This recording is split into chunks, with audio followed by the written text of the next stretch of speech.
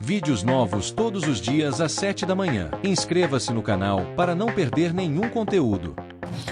Portanto, não sejais participantes com eles, pois outrora erais trevas, porém agora sois luz no Senhor.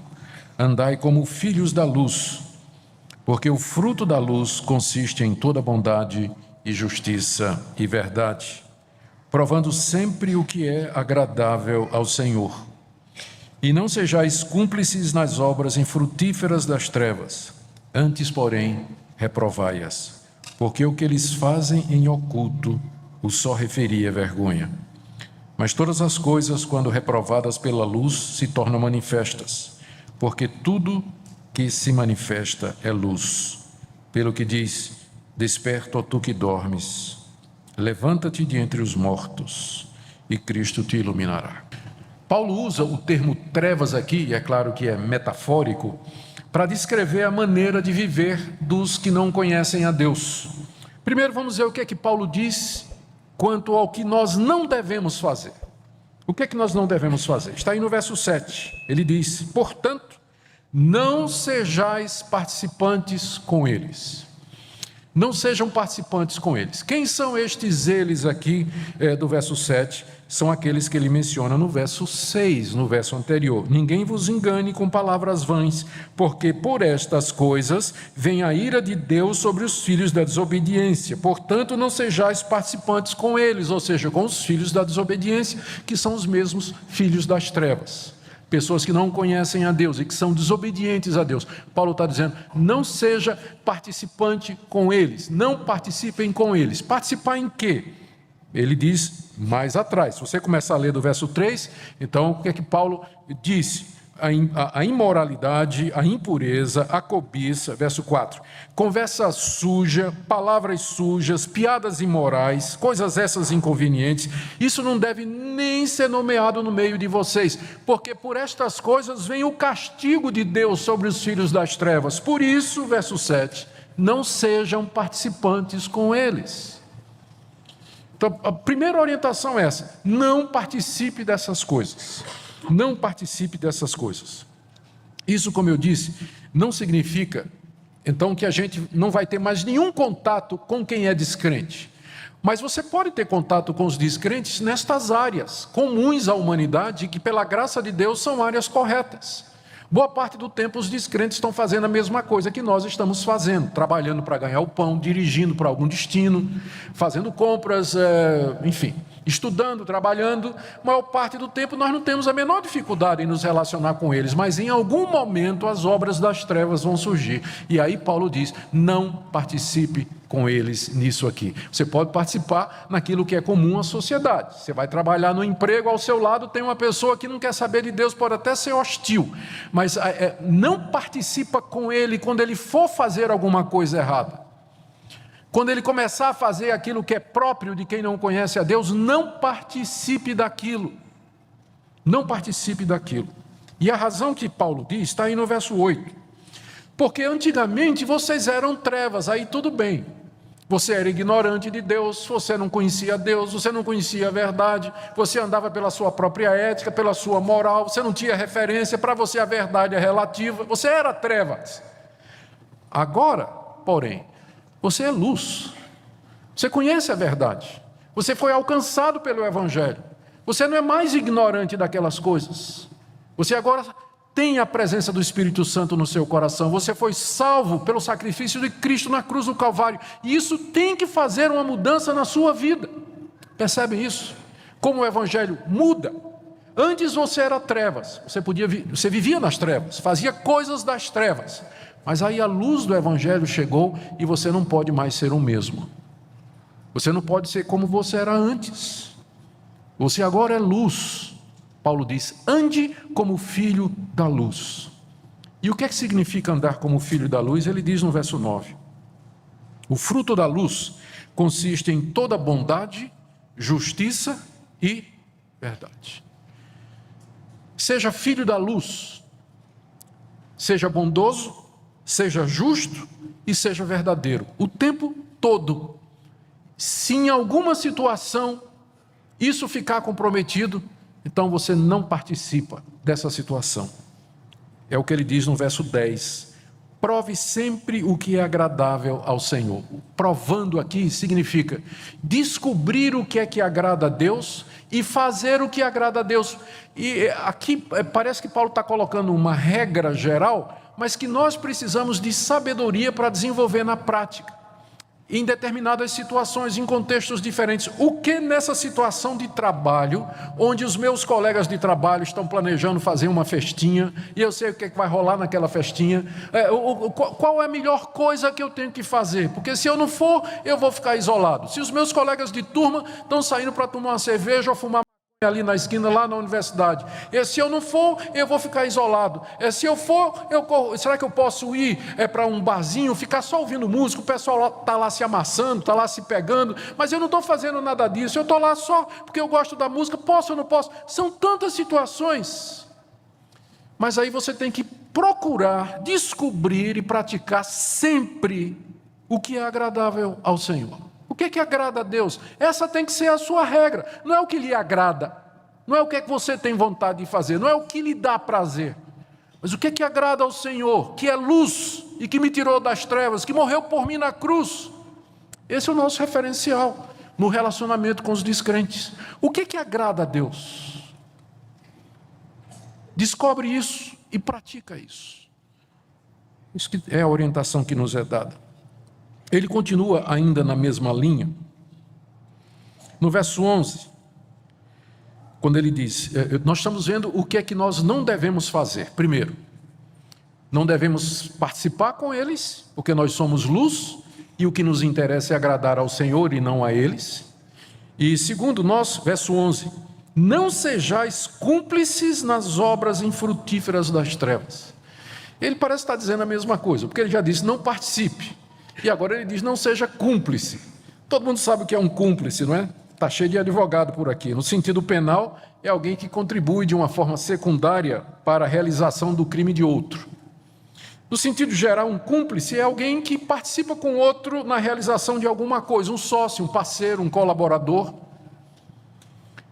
Nós, porque estamos inseridos numa sociedade corrompida e que não conhece a Deus e que vive em trevas, frequentemente somos pressionados e tentados a sermos cúmplices.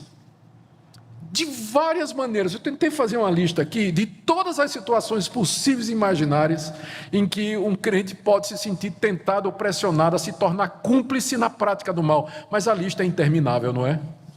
A lista é interminável. Não tem quem consiga chegar ao fim dessa lista, porque são tantas situações todo dia em que a pressão para você ser cúmplice do mal vem sobre você, sob a forma de um convite, sob a forma de uma pressão, de um medo, de um temor, de uma ameaça, de uma vantagem, de muitas maneiras vem sobre você essa tentação aqui para você se tornar cúmplice, para você se tornar parceiro, colaborador. Ou seja, para que você ou pratique, ou você incentive, ou apoie, ou se deleite, ou concorde, ou consuma, ou consinta, ou se omita, ou fique calado diante do mal. São muitas tentações diárias para que nós, de alguma maneira, nos envolvamos com o mal. Em resumo, o que Paulo está dizendo aqui, quando ele diz, não seja cúmplice das obras infrutíferas das trevas, o que ele está dizendo aqui é, não participe em nenhuma medida destas obras que são infrutíferas. Não sei se vocês perceberam o contraste. No verso 9 ele disse, o fruto da luz, mas das trevas ele diz que são obras infrutíferas. Até porque para que uma planta produza fruto, ela precisa da luz, não é verdade? Não tendo luz nas trevas, trevas não produz fruto, ela produz morte. Ela produz morte. Por isso são obras infrutíferas das trevas. Elas podem dar um prazer passageiro, mas eventualmente o salário do pecado é a morte. O salário do pecado é a morte. E é Deus quem garante que vai ser assim. Então ele diz, não seja cúmplice, não participe nas obras infrutíferas das trevas. Mas então o que é que nós devemos fazer? Se eu não posso participar, e eu não posso ser cúmplice, mas o que é que isso significa em termos positivos. Quer dizer, o que é que então eu tenho que fazer? E aqui o apóstolo Paulo nos deixou com uma passagem extremamente rica, profunda e complexa.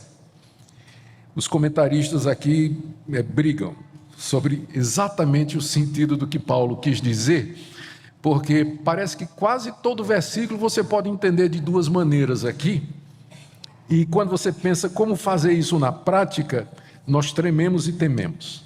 Mas eu creio que em linhas gerais, do verso 11 até o verso 14, o apóstolo Paulo está dando 4 direções práticas para nós. O que fazer? Ele já disse o que é que nós não devemos, não vamos nos envolver, tá certo? Não vamos nos envolver.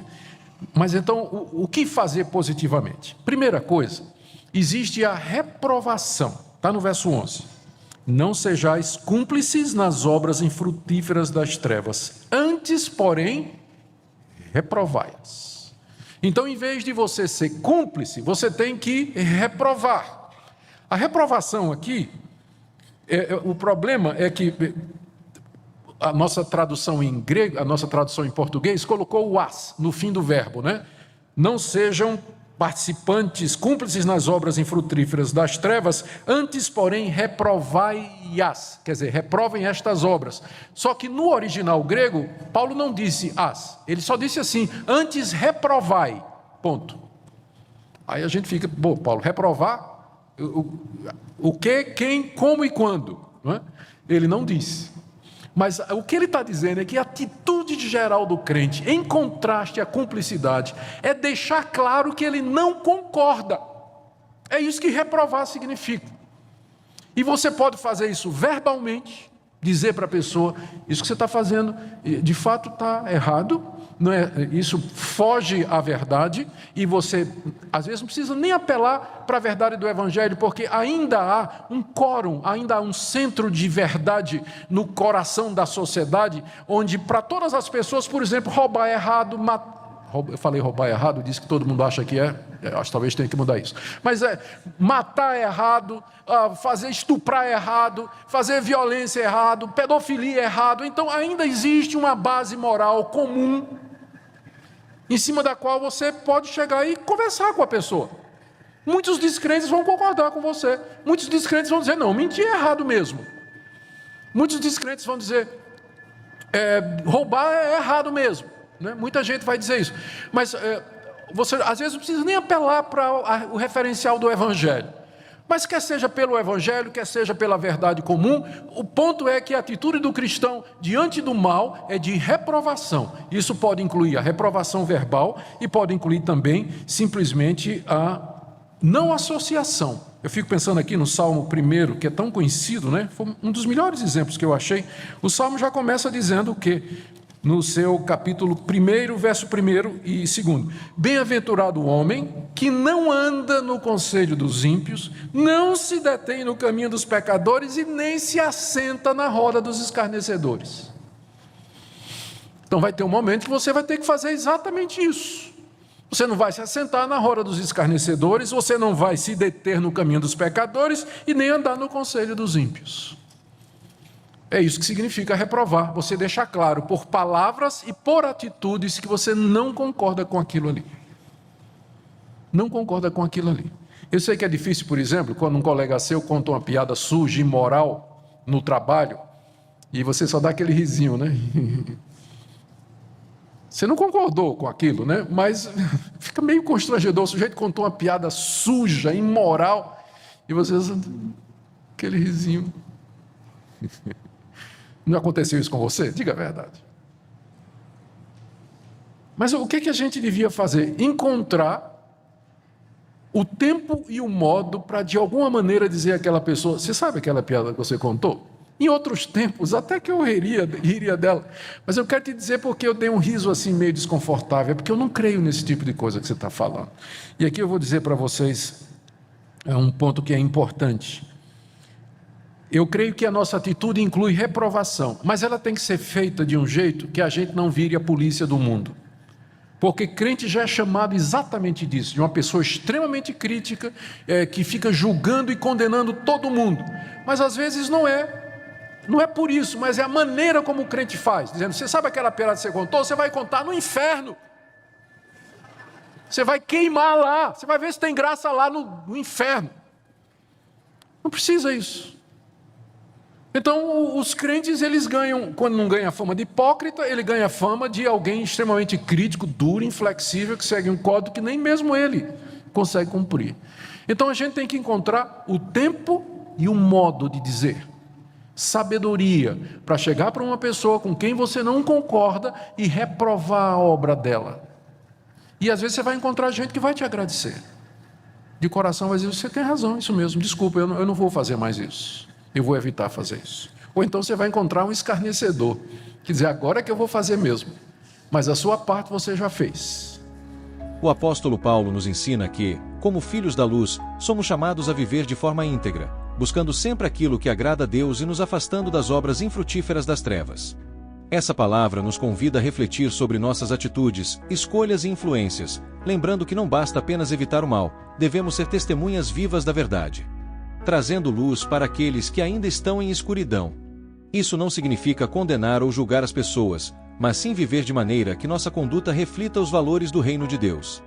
Precisamos reprovar o que não agrada ao Senhor, mas com amor e sabedoria, sem arrogância ou espírito de superioridade. Nosso chamado é ser luz no mundo, influenciando e transformando, e não apenas nos conformando com os padrões deste século. Que essa mensagem sirva como um alerta para nossas vidas, nos levando a uma busca mais profunda pela vontade de Deus e nos fortalecendo para resistir às pressões deste mundo. Se essa palavra falou ao seu coração, te encorajo a compartilhar com alguém que também precisa ouvir. Sinta-se à vontade para debater com respeito sobre esse tema na seção de comentários. Não se esqueça de deixar o gostei e se inscreva no canal para receber os próximos vídeos. Um abraço a todos, e fiquem com Deus.